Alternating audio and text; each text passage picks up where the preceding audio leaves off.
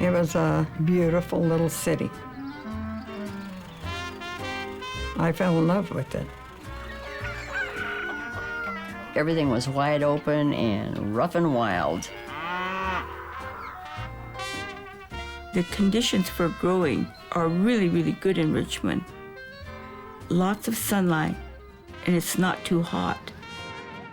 It's kind of a combination of industry and semi-rural landscape that most people remember.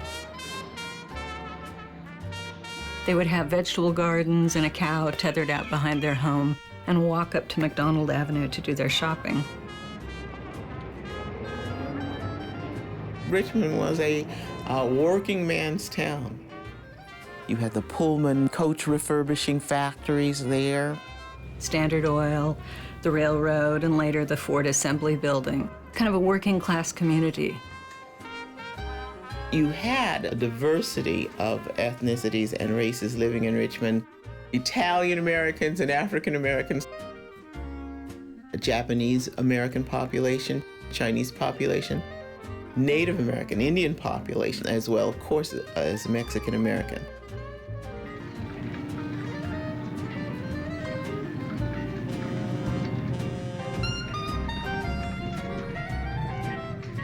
Kaiser plant located there before Pearl Harbor.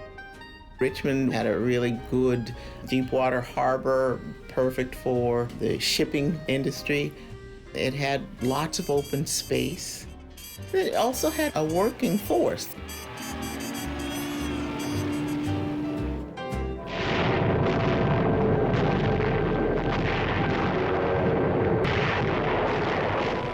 The attack yesterday on the Hawaiian Islands has caused severe damage.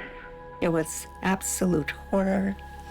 We were in total shock and terror because we were being told immediately that we might be bombed, and we had to immediately go into blackout mode. When we got into the war, there was a big demand. We had to have ships, we had to have everything. I heard on my car radio, "Women, do something for your country. Go to the Richmond shipyard and be a welder."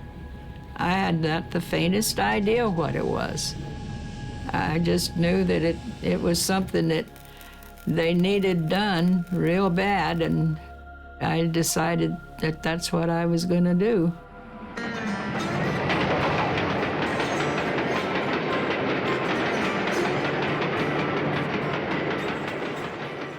Loaded that suitcase and got on a train and came to California and stayed with my sister, Caroline.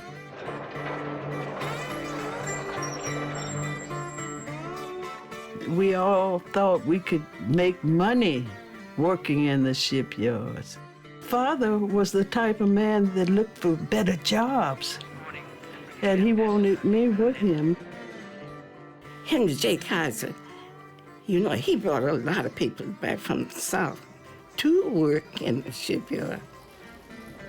For African American Southerners, the most frequently given graduation gift was not a watch or a typewriter, but a train or bus ticket out to the West. In 2 years, little Richmond of 23,000 had become a bustling metropolis of 130,000. This fabulous growth necessitated civic expansion.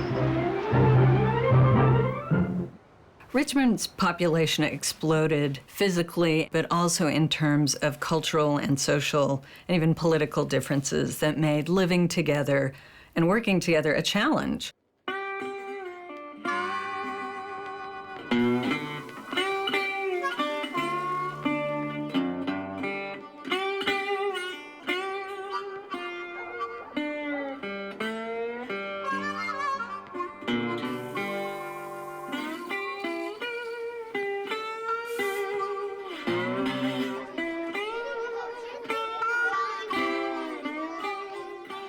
I remember always sleeping in crowded conditions.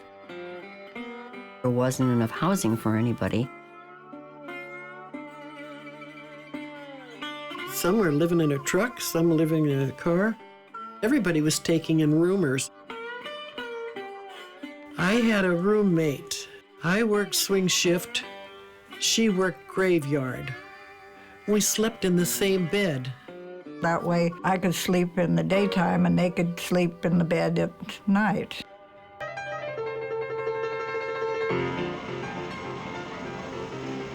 In downtown Richmond was just seething with people.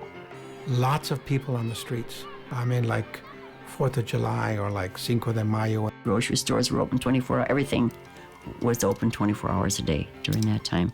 Everything was moving. The energy was everywhere.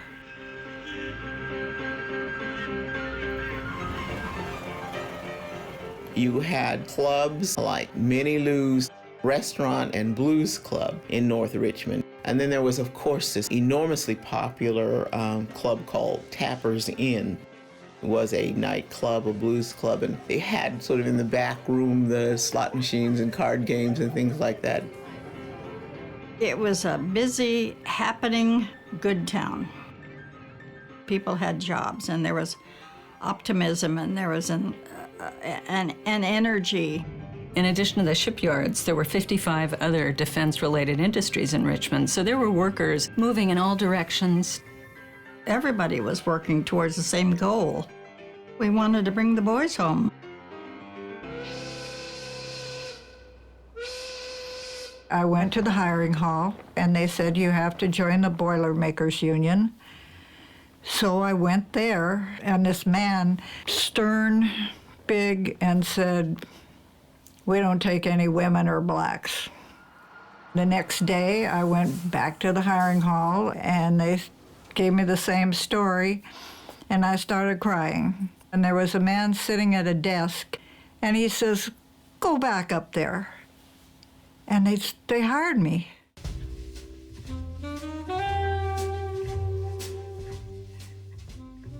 But then when they brought in the women, oh my land, the men laughed at them terribly at first. You know, look at her walk, look at her. She doesn't even know how to hold a hammer. There were tensions in the workplace that related to both race and gender. There were people who said, I'm not going to work with a black person, and there were men who said, I'm not going to work alongside a woman. So we talk about unity during World War II, but there were lots and lots of bridges that had to be built.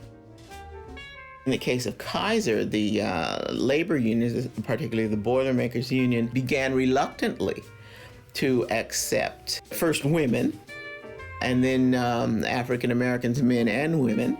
The momentum to challenge Jim Crow that really launched the modern civil rights movement grew out of the Double V campaign, that African Americans pushed for victory over the enemies abroad, but also over Jim Crow at home. The Pittsburgh Courier really was behind launching this campaign for African Americans to challenge and defeat segregation, discrimination based on race, in housing, in the workplace, in schools.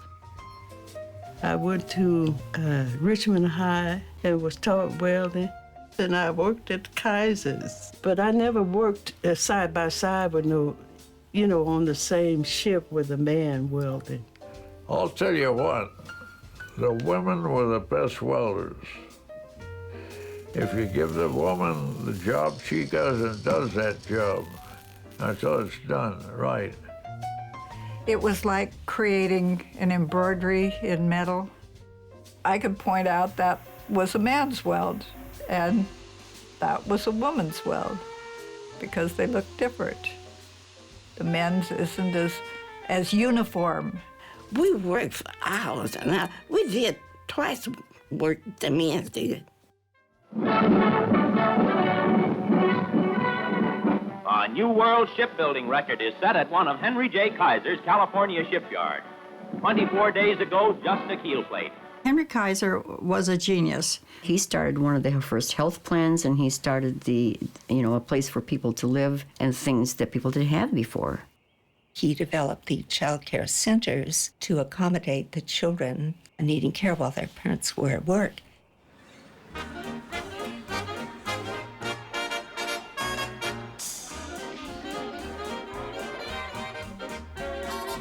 And here's the man who builds them in record time, Henry J. Kaiser, with a model to show how it's done.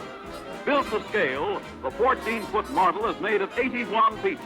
Everything was prefabbed under Kaiser, where they had the big sheets of steel and they'd weld those together and then move them by crane onto the ships. We call them the Horley cranes. They were so enormous, and they would lift these massive pieces of metal and boxes, and they were just one of the biggest things I'd ever seen. And that's how come ships could be built so fast. Parts would be welded together and ready to be put onto a ship in no time. Our motto was 10 down the ways in 31 days. Down the ways. They would slide that ship down into the San Francisco Bay. Rain or shine, ships quietly slipped into San Francisco Bay faster and faster. By the fall of 1943, more than one ship a day left Richmond, the most colossal shipbuilding spectacle the world had ever witnessed. They were always giving speeches and telling us how the other yards, how fast they were getting a ship built, so there was always competition. And I remember when we worked on the Robert Peary, which was built, by the way, I think is, the record has it either 3.5 or 4.5 days from beginning to finish. And I think that's an amazing thing.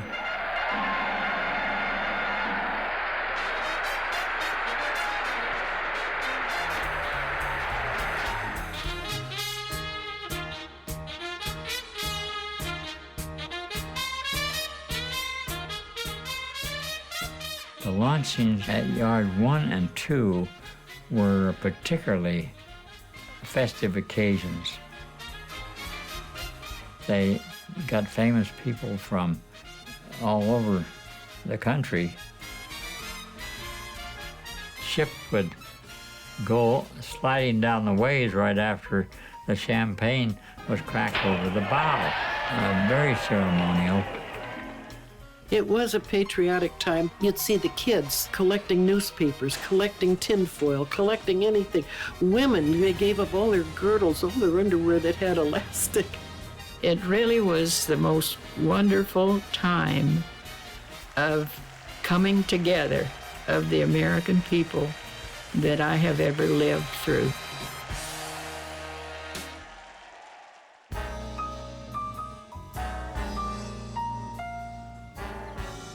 It wasn't as if the shipyards closed and some balloon burst and Richmond was depopulated. It really continued to be a thriving community. Today, I think you have waves of newcomers who have that kind of vibrancy that those newcomers during the wartime had. Richmond, it was called the city that won the Purple Heart because of the amount of change and crowding in the war effort and turning out those ships in record numbers. Something happened in the small town of Richmond that people should be very proud of. I was very proud of myself that I worked in the shipyards. Proud of myself because I thought we were doing something for the war effort. From that point on, I always thought, I can do anything I want to do. If I set my mind to it, I can do anything. And that's how I've lived the rest of my life. This was the place to be. What sticks with me the most was how wonderful everybody was to each other. Very patriotic and pulling together, and it was just a good time. That's what makes the story so interesting, that these were ordinary people who did extraordinary things.